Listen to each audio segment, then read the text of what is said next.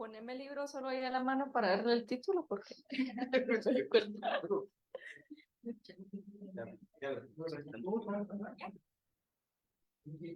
el Sonia. Gracias que se oiga mi voz. Bueno, buenas tardes, bienvenidos, bienvenidas. Vamos a comenzar la presentación.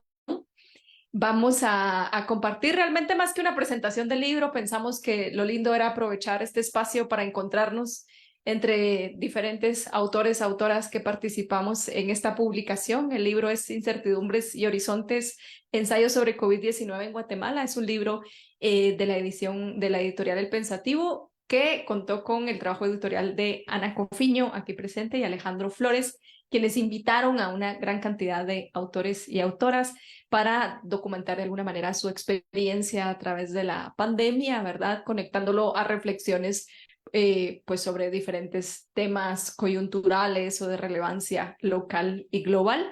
Tenemos hoy con nosotros a varios de las personas que colaboraron con el libro, ¿verdad? Amílcar Dávila, Nora Pérez y Wilfredo Orellana Pineda. Entonces, les invitamos también a unirse a la conversación, ¿verdad? A plantear preguntas e incluso si quieren compartir experiencias de aquella pandemia que ya se siente un cachito lejana, pero que seguimos reconociendo que de alguna manera nos trastocó o removió algo, ¿verdad? Entonces, te paso la palabra, Ana. Buenas tardes. Gracias por la invitación aquí a Landívar a presentar este libro.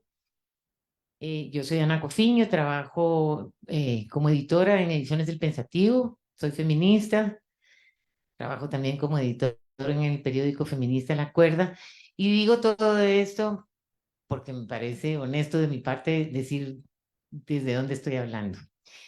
Creo que el libro, aunque en su subtítulo dice que habla sobre la pandemia y el COVID y todo lo que ello implicó, el título tiene una clave que para mí es muy importante y que es la que le da vigencia todavía al libro.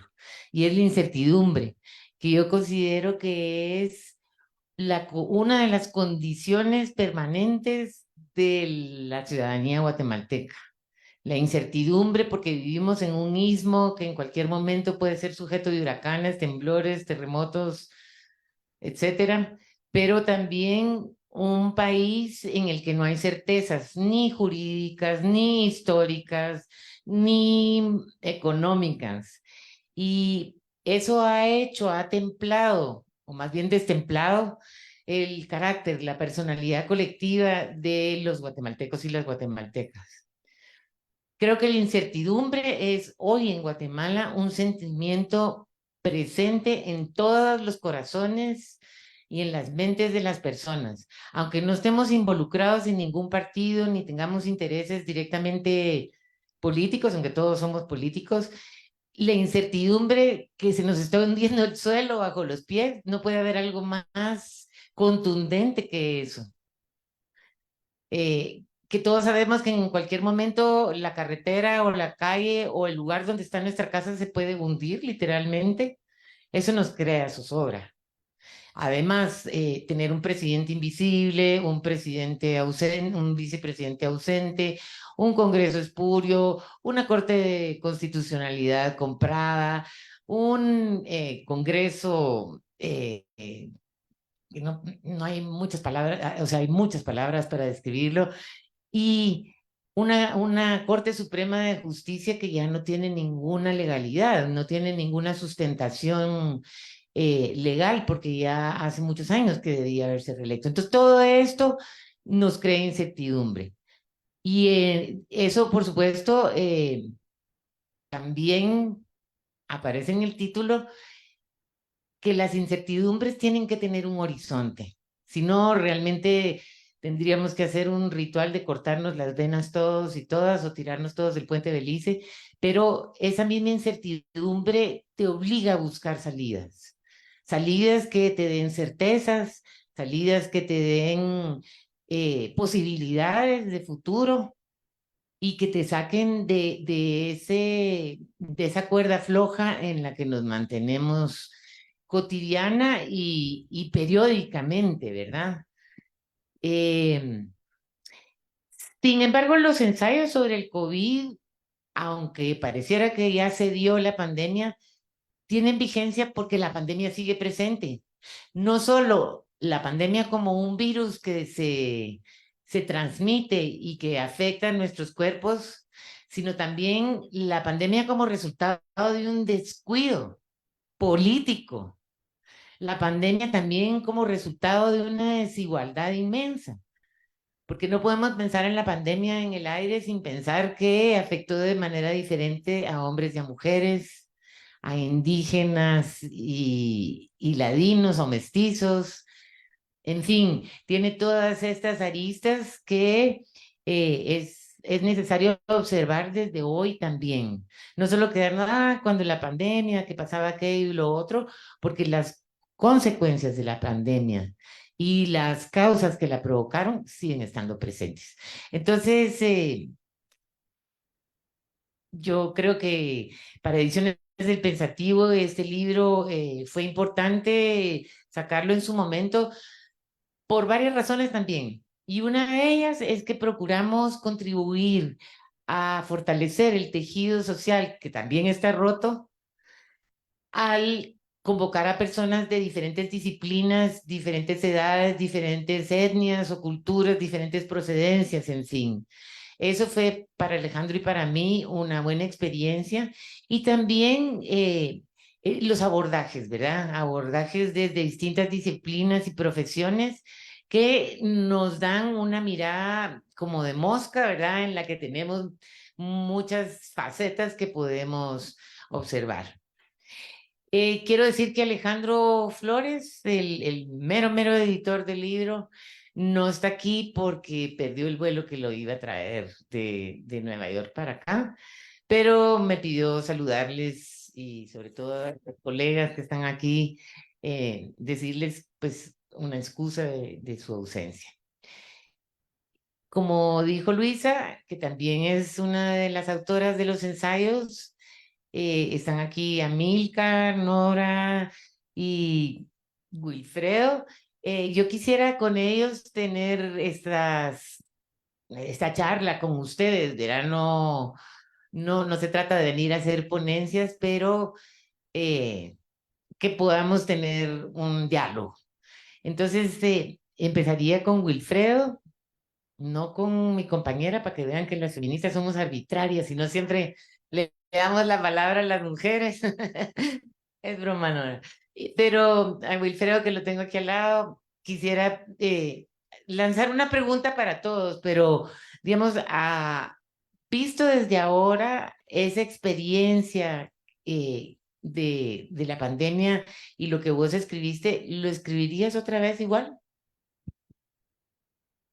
Hola, gracias. Aquí estoy de bateador emergente, pero aprovechando la oportunidad, porque participar, primero agradecer la invitación de Alejandro, que seguramente nos verá luego o nos estará viendo, para participar de este libro y a Ediciones del Pensativo por publicarlo. La respuesta es fijo, no, porque un texto nunca se escribe igual, digamos, y si ayer, hace un par de días estábamos en Quiché con un grupo de estudiantes y ellos preguntaban cómo sabe uno cuando un texto está terminado. Y Marlon, que está aquí, les decía que uno tiene que aprender a soltar. Y yo les dije que a mí me lo tienen que arrancar. Y quien me lo arranca es la fecha límite. Y mientras no me lo arrancan, el texto sigue transformándose y transformándose. Eh, entonces eso es como, digamos, una condición general de la escritura, ¿no? Que el texto se transforma y se revisa, que escribir es corregir. Pero también han pasado ya algún tiempo desde la publicación y la escritura de este texto, y varias otras lecturas, experiencias y coincidencias y rupturas han ocurrido durante ese tiempo. Eh, pero en algún sentido también yo releyendo varios de los artículos de esta publicación, no solo precisamente el mío, encuentro de que en términos generales todos siguen siendo vigentes. Mucho por lo que ya decía Ana ahorita de la incertidumbre, esta precariedad que es sistemática de este sistema de despojo, que impone la incertidumbre como condición, ¿no? Y esa condición obliga a la transformación. Muchas veces digo, cito a Moten diciendo que la condición común de los desposeídos es una como absoluta necesidad de inventiva.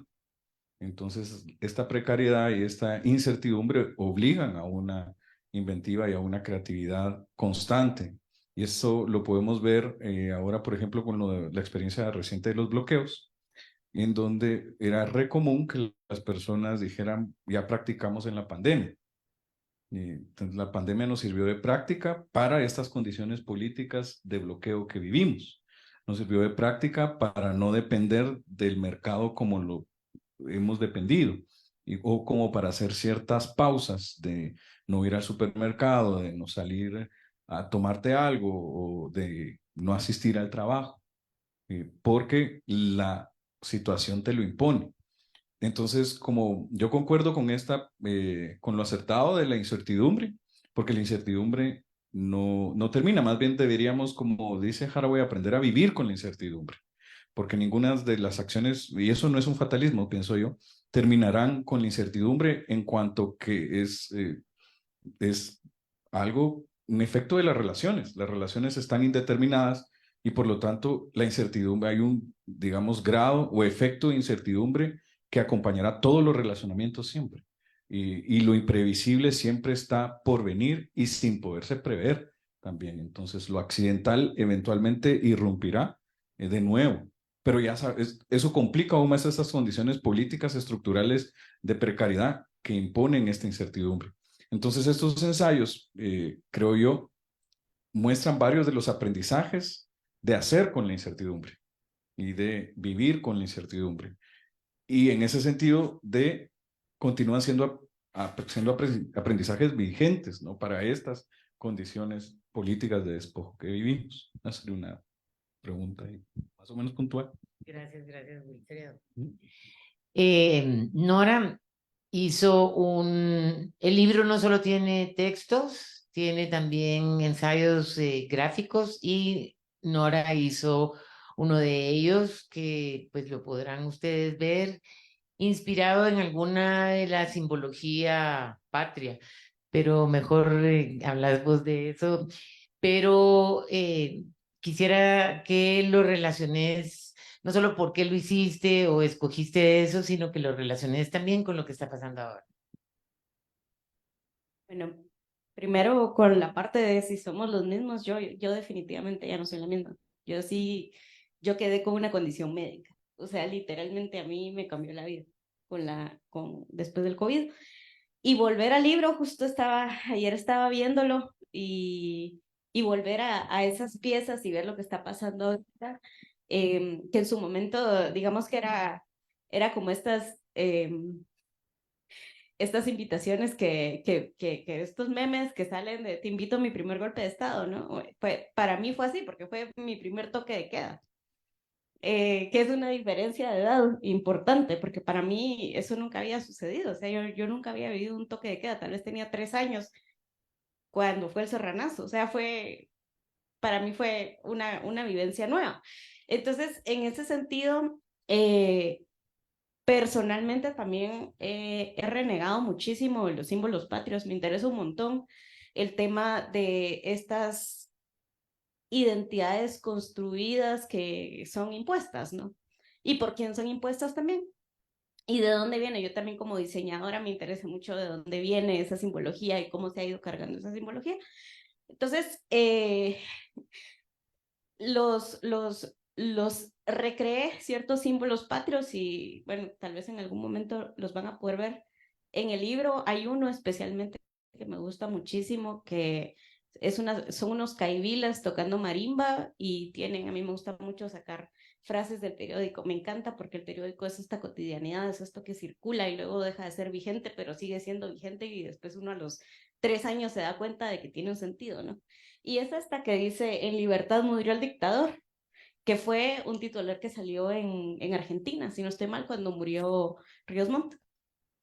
Entonces está la marimba, están tocando fuego y es un nuevo símbolo patrio. Además, atrás de los ensayos y al lado van algunas frases que también son sacadas de entrevistas periodísticas, de diferentes documentaciones, que creo que puede ser interesante ya viéndolo hoy con lo que está sucediendo, ¿no? O sea, tenemos igual, sonaba que la marimbita, que sonaba, o sea, el sonido, la importancia del sonido en medio de este toque de queda donde sonaba el himno nacional, de hecho de ahí sale la idea. Estamos y sonaba el himno nacional a las 6 de la tarde, ¿verdad? Qué tortura. Pero al mismo tiempo lo vemos hoy en unos bloqueos donde los pueblos reniegan esta identidad y se niegan a ella y se oponen a ella. Y me parece que igual sigue siendo vigente, incluso porque lo que está sucediendo hoy es un reflejo y es un poco conectado a lo que decía Wilfredo de la precariedad estructural, ¿no? Esa estructura identitaria también es precaria. Entonces, creo que sigue vigente de alguna forma, pero definitivamente a nivel personal, ya el interés tal vez por revisarlo, pues cambió, ¿verdad? Cambió porque mis condiciones de vida cambiaron. Yo diría que por ahí. No sé si Marco Chivalán está conectado. Marco Chivalán, te invitamos a incorporarte. No sé cómo es, él puede hablar y ya no tenemos Está que hacer nada. conectada. Bueno, Marco, como vos no pudiste estar en la presentación donde te habíamos invitado, pues por algún accidente que tuviste, nos gustaría que nos dieras, digamos, como un resumen, algo muy breve sobre esa mirada que vos hiciste desde tu persona, que me parece a mí súper interesante, sobre el COVID y sus consecuencias. Te Sí, escuchamos. vale. Yo efectivamente estuve encerrado durante esos días, desde el 15 de marzo, y efectivamente sí me alteró como muchos nervios y muchas cuestiones, ¿no? Pero leyendo el libro sí que me parece que es un archivo de donde podemos, de alguna manera, eh,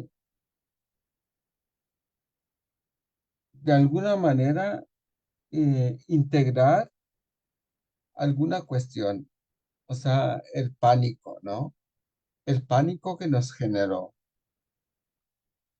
Pero los que pertenecemos, o sea, a cierta clase, quiero decir, o sea, yo pertenezco a una clase media por educación, no por herencia. Eh, sí que es verdad que sí me generó pánico, mucho pánico. Y me acuerdo de todos los ensayos que han escrito los chicos y las chicas que han, pues, escrito. Y sí, efectivamente, sí, yo pienso que sí, eh, se nos hizo creer que estábamos en el borde del colapso, pero no estábamos, porque somos interespecies siempre. Convivimos con virus y con bacterias siempre. Y entonces es como preguntar, bueno, si convivo con una bacteria, con un virus permanentemente, ¿por qué no vivo con otro virus, no? Algo así.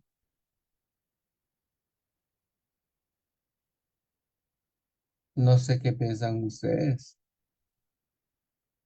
Marcos, a mí me pareció muy interesante estos conceptos que vos empleaste en tu ensayo, el de la virusfera, o no sé si se dice virusfera me imagino, lo del antropoceno, el Chulucena. Y entonces, digamos que eso en Guatemala son categorías que no mucho se conocen ni se aplican. Entonces, quizá que vos pudieras como decir por qué elegiste justamente esas categorías, sin irnos hasta la abstracción total. Bueno, el necroceno, querrás decir, ¿no? Prácticamente. Bueno, el necroceno es lo que propone Justin Baer en vez de antropoceno, capitaloceno y plantacionoceno, capitaloceno y demás, ¿no? Entonces, yo creo que sí. eh, yo creo, o sea, no creo, sino, ¿por qué no creo? Porque no soy religiosa. Solamente quiero decir que efectivamente pienso que el necroceno que propone este Justin McBrien es mucho más interesante porque, porque me parece que surge del orden colonial. Entonces, me parece que sí, efectivamente, eh, tiene un punto de vista muy interesante de la extinción. O sea, estamos, según ¿cómo se llaman? Los estudios sobre el planeta, estamos en la sexta extinción. Y esta extinción la estamos generando los humanos, los animales humanos. Y entonces eso me pareció mucho más interesante la propuesta de Justin McBride del necroceno. Y por eso hablaba de Brusfena, porque vivimos constantemente con bacterias, con virus, con yo qué sé, eso.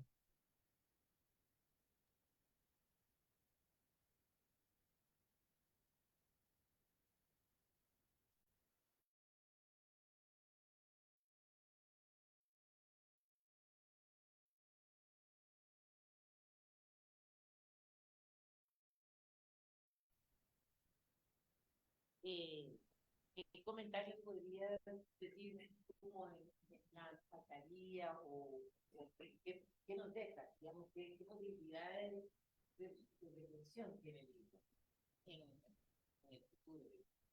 en el presente? Bueno, son muchísimas no tiene que oírse, ¿verdad? Son muchísimas las posibilidades. Una de las grandes virtudes del libro, tú lo decías en la presentación, es que tiene una diversidad de miradas, no solo muchas miradas, sino diversas. No coincido tanto contigo con la metáfora del ojo de la mosca, porque creo que, porque al fin y al cabo es el mismo ojo, y ahí hay una multitud más, una variedad más, más variada, perdonen la redundancia, más, tal vez que no se conjuga tan fácilmente, pero eso es lo bueno, porque tenemos gente de la biología, de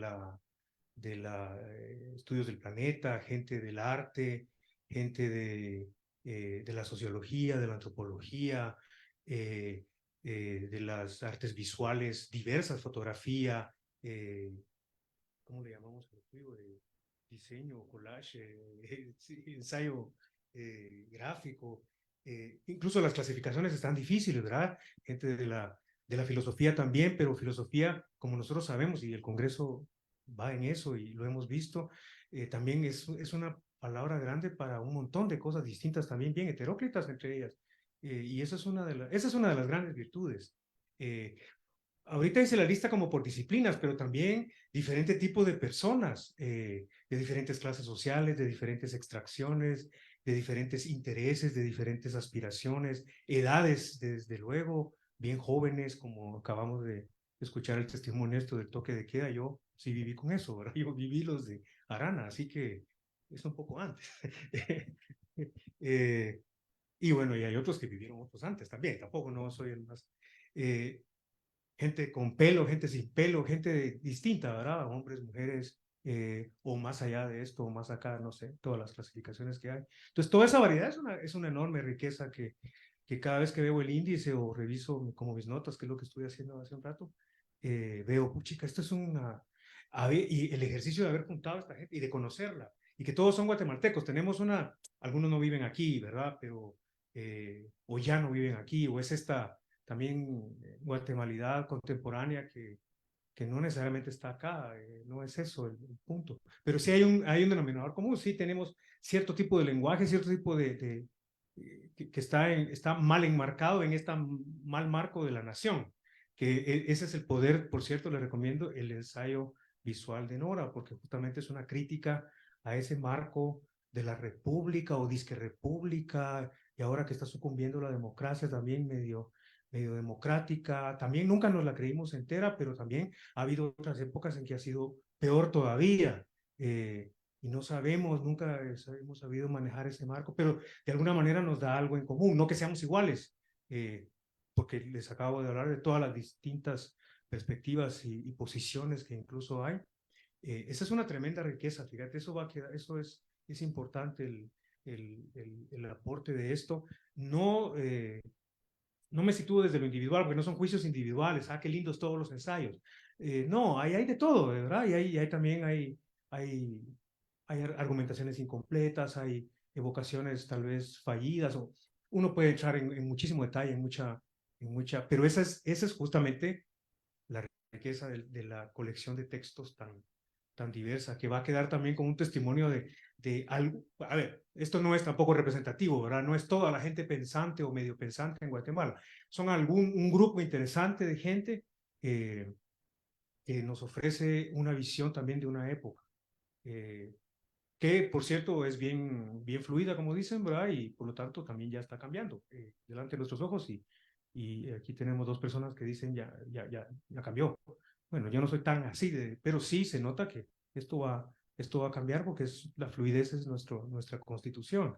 Pero de alguna manera también tenemos un compartir de aquel momento, visto también desde diferentes ópticas, ¿verdad? Ahí hay otro ensayo visual, creo que es el de Moisés Castillo, donde están los señores heladeros. Eso me impresionó mucho, esa foto de los señores heladeros. No, probablemente ustedes lo vieron en los medios, salió en su momento de la pandemia, unos señores mayores, no viejitos de una vez, pero sí mayores, que tuvieron que salir antes de que se abriera todo, andaban con su carreta de helados bajo el sol, en esa tarea tan espantosa de la venta de helados, ¿verdad? Ustedes, espantosa en el sentido de la exposición al sol, a la temperatura, al tráfico, al smog, y son gente grande, digamos, ahí tristemente, pues no escribieron ellos un ensayo, pero hay alguien que recoge de alguna manera por lo menos la visión y evoca a quienes estuvimos en contacto con los medios en aquel momento, cierto tipo de otras vivencias que afortunadamente creo que el grupo de gente que escribimos, pues no compartimos en ese nivel de crudeza la experiencia, porque esa es una situación un poco límite, ¿verdad? De estos señores, que incluso también por esos reportajes que hubo, no sé si se acuerdan, que alguien les ofreció algún albergue porque no podían regresar a sus casas, porque no habían transportes y se estaban yendo a pie. Era una cosa realmente muy precaria, muy de gran vulneración, pero que ellos estaban forzados a hacerlo.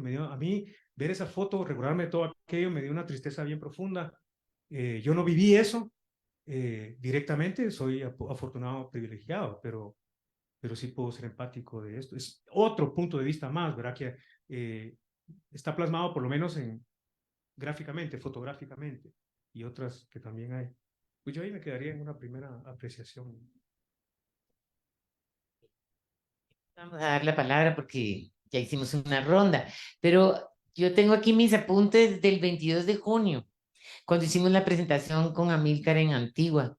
y Amílcar decía que estábamos en la inminencia de tiempos tremendos. Yo estaba a punto de cortarme las venas en esos días, convencida que íbamos a entrar en un círculo tremendo de corrupción, impunidad y dictaduras, que tampoco nos hemos librado. Pero a la luz de lo que sucede hoy y de lo que decía Amílcar, que a pesar de la inminencia de esos tiempos tremebundos, había hilos de esperanza, decía. Y entonces yo creo que también el libro, las observaciones y todo lo que, las reflexiones que el libro recoge, creo que también valdría como hacer una evaluación o una valoración de qué enseñanzas, qué nos dejó la pandemia, aparte de muchas muertes, muchas pérdidas, pero ¿qué aprendimos en la pandemia? Porque yo creo que de eso se trata, de salir de las crisis sociales, humanitarias, con lecciones aprendidas. Y entonces por ahí iría mi pregunta, porque creo que vale la pena ver de lo que estamos viviendo hoy día, qué podemos rescatar de lo que hemos vivido todo. Sí, pregunta difícil, ¿no? Te- Trataré de mostrar quizá dos cosas, o hablar de dos cosas. Una es una aprendizaje que parece que dejó a muchas personas, es la necesidad de regenerar un mundo de manera más hospitalaria para con múltiples especies. Un mundo en donde más movido a la no tan como cuidado de lo que, como de profiláctico, que previena contactos, porque ahora sabemos que el contacto es, o la virulencia es tan inesperada que no puede preverse y que va a volver a prever, entonces, y que va a volver a suceder. Entonces, esta como necesidad de repensar relaciones humanas y no humanas fue como algo que ya se venía pensando y escribiendo y hablando durante mucho tiempo en la academia, pero cientos de años más en comunidades indígenas, cayó de golpe, así como aceptar de que no estamos solos en el planeta, de que no dominamos las dinámicas de reproducción de la vida y de la muerte, y que la bio y la zoopolítica humana tiene unos límites bien fuertes que son constantemente atacados por las dinámicas de lo vivo y lo no muerto también. Esta necesidad de repensar las relaciones más allá de lo económico, también que ya sabíamos, pero que aquí se nos impone con mayor urgencia, digamos. Entonces, una primera enseñanza que yo creo que muchas personas recogieron es esta necesidad de mundos hospitalarios para lo que no podemos prever, y dejar el espacio para lo que no puede preverse. Eh, Esa sería una. Pero luego, relacionándolo con lo de la situación actual, yo creo que las condiciones son tan diferentes porque si algo no podíamos hacer con la pandemia era como relacionarnos más de contacto, cuerpos con cuerpos, digamos, lo que está sucediendo en las calles, en los bloqueos, era justo lo que se había roto, digamos. Y también recuerda que eso se había roto durante mucho tiempo, también sistemáticamente como uno de los dispositivos de precarización, una precarización de relaciones sociales, digamos. Y eso sí se ha venido regenerando como parte de esta, como pensar en un mundo más abierto y hospitalario. Nos damos cuenta que podemos ser incluso más hospitalarios con como los entes más fáciles de relacionarnos, ¿no? Como con otros humanos, ¿no? Y que hacer vida de barrio o conocer con las personas que están ahí. Eh, Creo que el otro aprendizaje es de que queda, y de nuevo, ya no es un aprendizaje solo de la pandemia, pero que la pandemia urge a transformar, es el de organización no estatal, organizaciones más comunitarias, en donde pueblos, familias, barrios o gente desconocida encuentra maneras de relacionarse muy eventualmente para acciones muy precisas también, sin ninguna como necesidad de mantener un vínculo estable y fiel para siempre, digamos, sino cosas muy puntuales que regeneran estas relaciones y quizá una confianza en relaciones sociales, digamos. Eso que se empezó a dar con la pandemia, eso que se ha llamado como solidaridad, como cuidado, ética, eso ha tenido como ahora con los bloqueos una posibilidad de regeneración mayor debido a que pues ya no tenemos el miedo de salir a la calle y hablar con la gente o contactar con la gente.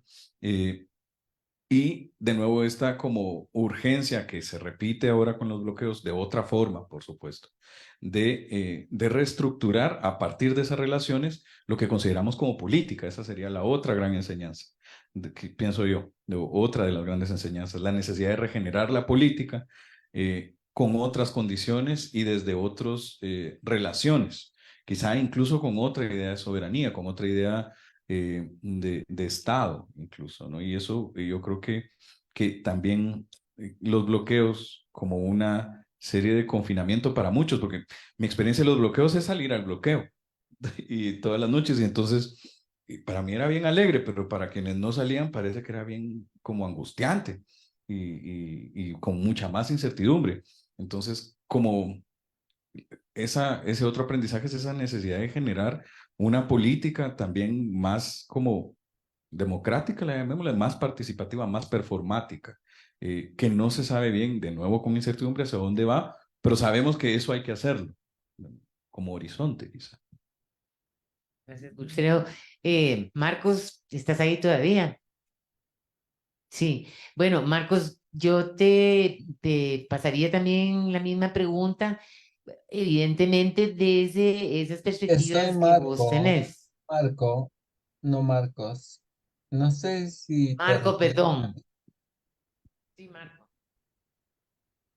A ti me refiero, a ti me estoy dirigiendo, lanzándote la misma pregunta que le puse a Wilfredo, desde tu perspectiva, digamos, no solo las lecciones, sino qué perspectivas, digamos, si estamos hablando del necroceno, qué perspectivas hay para la esperanza en un país como este. Yo pienso que los pueblos indígenas sí que efectivamente realizan actividades que son, ¿cómo podríamos denominar? Eh, a ver, como de alguna manera interespecies, multiespecies, porque de alguna manera sí que están allí y invocan, perdón, eh, constelaciones de energías que van y vienen. Entonces, yo creo que sí. Bueno, yo no creo porque no soy cristiano, pero bueno, o sea, yo pienso que sí, o sea, efectivamente, estos pensamientos, estas epistemologías, sí que pueden construir una ética diferente, una ética que nos podría, de alguna manera, eh, llegar a eso que nos dice Foucault, de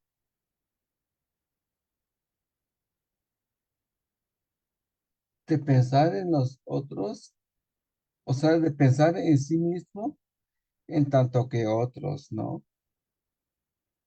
Esa entrevista le hizo Forné Bernardo. Y entonces, yo pienso que sí, efectivamente sí, es posible esa ética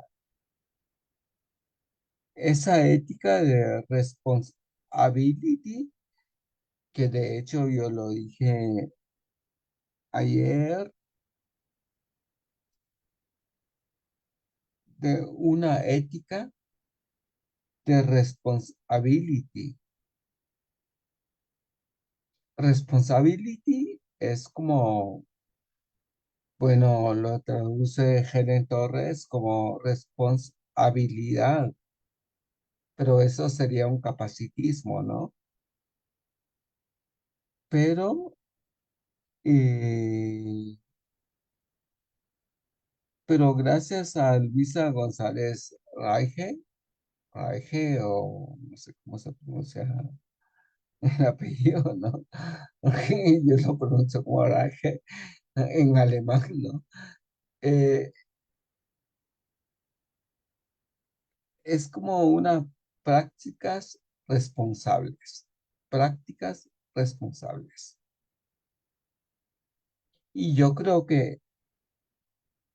en eso, prácticas responsables de habitar este mundo que está en llamas y que muchas y muchos por condiciones a los que nos hemos, no sé qué,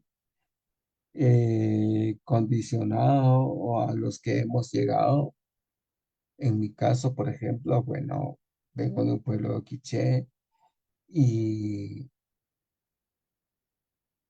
y pues yo qué sé, o sea, llegué a la URL como un indio que no pertenecía a esa clase, pero llegué. Bueno, pero habría que cuestionarlo, ¿no? Llegué. Eso no sé. Si quieres preguntarme algo más, Ana.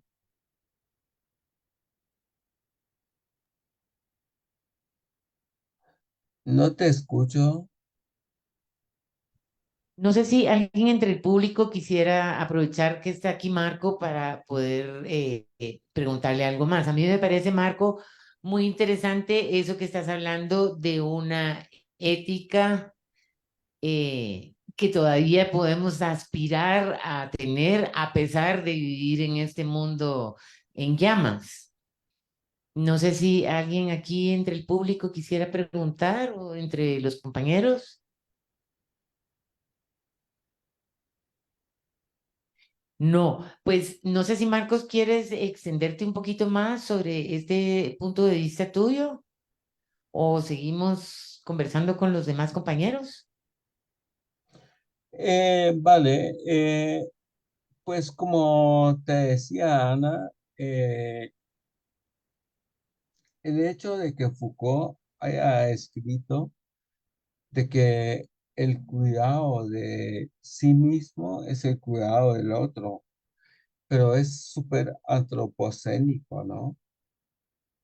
Es súper humanista, o sea, en el cuidado del otro.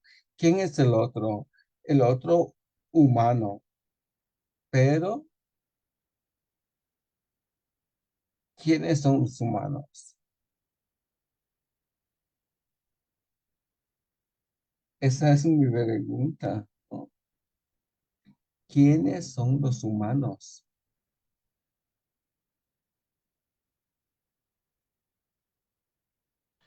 Pues casi nunca hemos sido humanos, ¿no?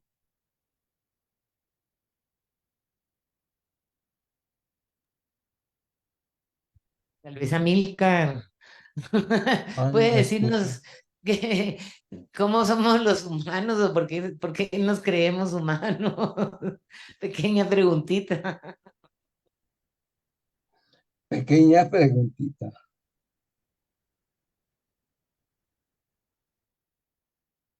Un rollo de antropología.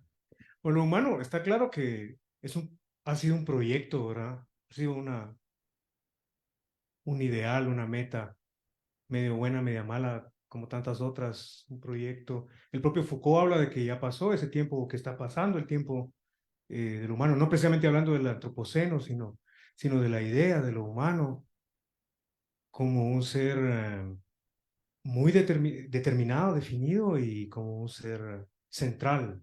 Eh, yo no tendría mucho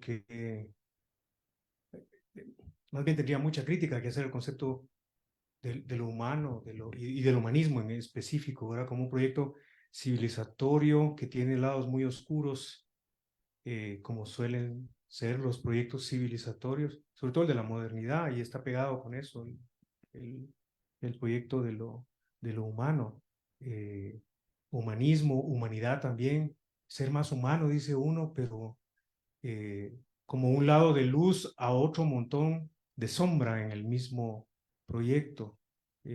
Aquí solo puedo aludir, como digamos, a grandes rasgos, una posible crítica de esto, porque sería un tema un poco más, pues que rebalsa el asunto. Ha sido, a ver, hay una palabra, se me viene la palabra simulacro, pero no es la palabra que yo quiero, es como una coartada ha sido el ideal del humanismo, una coartada, como que metiéndole unos ideales ahí, unas buenas luces, digamos, luces de la razón, y tiene que ver con la ilustración, o llega como a cierta cumbre en la ilustración. Hay mucha sombra en eso. No es simulacro porque no es falsedad. Yo creo que se creen los ideales de la ilustración y se creen en el humanismo como la figura. Pero también recordemos históricamente el humanismo está ligado a la reacción, por cierto, jesuita reformista, ¿verdad? De la contrarreforma, contra la reforma protestante. Y que tiene mucho aporte muy lindo. La época barroca, ese arte barroco, ustedes, es una cosa, pues a mí todavía me conmueve mucho. Es parte de una misma. Entonces, mucha luz, pero también mucha otra sombra, ¿verdad? Civilización, triunfo de la civilización sobre la barbarie de pueblos indígenas, la barbarie o la inferioridad de las mujeres, de otras religiones. Es parte del mismo proyecto, aunque no sea tan aparente. Uno escarba solo un poquito. Los que nos han enseñado mucho sobre escarbar un poquito y revelarlo son estos del grupo de modernidad colonialidad. Pero no son los primeros tampoco, ni serán los últimos, porque esto constantemente eh, se vuelve a hacer surgir. Entonces, bueno, lo humano es algo que es una idea, es una representación, ya pasó. No quiere decir que por muerto o pasado no la sigamos viviendo y no nos siga orientando, y que también sea el demonio absoluto que hay que acabar también, porque tampoco es así, ¿verdad? No es la pura maldad pura. Sería muy pesado ontológicamente afirmar una cosa así, sino que tiene luces y sombras, digamos, en ese lenguaje todavía del humanismo, por cierto, luz y sombra. Eh, pero él mismo se derrota a sí mismo ese proyecto, y lo humano se derrota a sí mismo, como estamos viendo en estas crisis civilizatorias que se nos están siempre, pues no viniendo, porque están aquí, pero se nos hacen como más patentes más seguido, ¿verdad? Las guerras tremendas en nombre de ideales humanos y de derechos humanos también, por cierto, muchas de ellas. Bueno, eso solo para decir alguito, aquí hay gente mucho más capaz, competente y responsable para responder eso. Gracias, Amílcar. Yo ahora, dando un salto así, más o menos cuántico, quisiera preguntarle a Nora una pregunta que, a ver, vos como diseñadora, como artista, como pensadora, como activista, ¿qué papel, vaya a ver la preguntota ya directa sin moñas y sin nada, ¿qué papel crees vos que, que juega el arte en toda esta crisis humanitaria que fue el COVID, pero que sigue siendo el mundo ante la masacre del pueblo palestino, por ejemplo? A ver, el arte entendido como. Habrá aquí muchas personas más capaces que yo para definirlo, pero digamos, habla desde lo tuyo, desde tu punto de vista subjetivo como creativa, como... Lo que sucede es que yo siento que hay una cuestión que está ligada a. Voy a regresar un poco a lo que estaban hablando con Marc, que me parece importante resaltar, que es la cuestión de la fragilidad de la existencia, porque yo sí la vi, la viví, la vivo en cuerpo. Y la voy a ligar también con la parte de la performance, de lo que hablas del activismo, porque además, si lo ligamos también a los bloqueos, bueno, a la guerra, hay una cuestión que es poner el cuerpo y donde no importa si sos artista, si sos activista, si sos lo que seas, igual te vas. O sea, una bomba y nos fuimos todos, ¿no? Entonces, hablando un poco de lo del pánico que mencionaba Marco, yo ya me puse un poquito de arca ahí con la cuestión, pero al mismo tiempo, ligado a esta fragilidad de la existencia, está la fuerza de la resiliencia. Y el arte ahí es donde yo siento que ahí nos va ayudando un poquito a sobrellevar estas cuestiones, ¿no? Porque nos ayuda también a pensar desde otros lugares, tal vez no pensarlos necesariamente desde visiones tan rígidas de un método eh, tan, es que no quiero usar la palabra académico, pero tal vez tan estructurado, ¿no? Con una estructura totalmente distinta, una estructura caótica, que eso es posible, ¿verdad? Una estructura del caos. Y buscar otro tipo de órdenes a partir de ahí, de las ideas. Desde, pues desde ahí también metería yo no solo la cuestión del cuerpo, sino también de la memoria. Cómo el arte también ha servido para documentar la memoria que no es la oficial también y al mismo tiempo como un instrumento propagandístico al mismo tiempo, ¿verdad? O sea, tenemos como varias funciones del arte si queremos meternos en ese rollo. También desde la palabra, cómo se nombran las cosas, cómo ayer lo decía Diego Ventura también, ¿verdad? Cómo hay instituciones culturales y artísticas que les encantan las obras políticas, pero en el momento de un posicionamiento político, pues no se pronuncian. Entonces, creo que en ese sentido sí el arte puede ser inservible también. Puede llegar a ser inservible, porque al final, ¿cómo lo separamos, no? Con esto que ha sucedido en estos días. Vi unas chicas que llevaron a las protestas unos claveles rojos gigantescos y nadie la llamó performance. No hay necesidad de meterlo en esa prisión de esto es arte y es una performance, sino que solo sucede. Y eso a mí me parece que es bellísimo, que es algo que más allá de la cuestión de la pandemia, es como esta necesidad humana por querer nombrarlo absolutamente todo y querer meterlo todo en un lugar. E insisto, ¿verdad? La cuestión está de la fuerza de la resiliencia, está ahí, está a través de esas acciones. El respeto al cuerpo, el cuidado del cuerpo, no solo el cuerpo mío, sino qué le meto yo a mi cuerpo también, ¿verdad?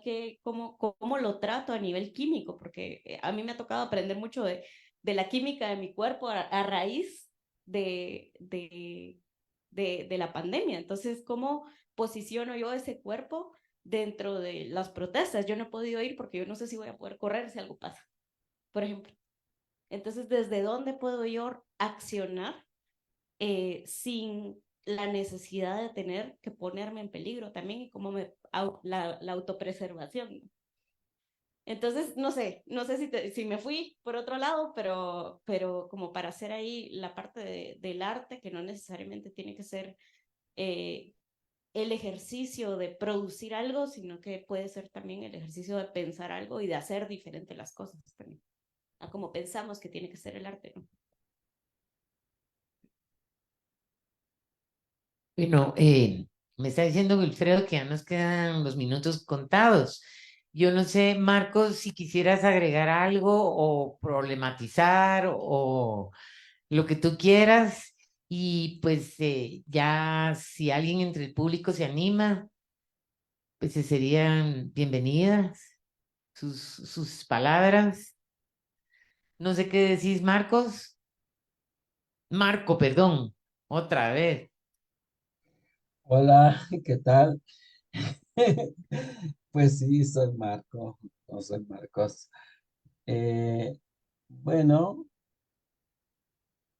yo no sé. De verdad que yo pienso que sí, Bueno, no debemos, porque debemos es una cuestión de moral, ¿no? Pero creo que sí, bueno, creo que tampoco es una palabra correcta. Sí, efectivamente, podemos argumentar que efectivamente estamos viviendo en un mundo de caos en este momento y que ese caos también nos está generando de alguna manera eh, filantropías, ¿no? Es decir, un amor hacia las topías que nos, que nos, que nos, que habitamos y que nos habitan. Es eso, solamente lo siento.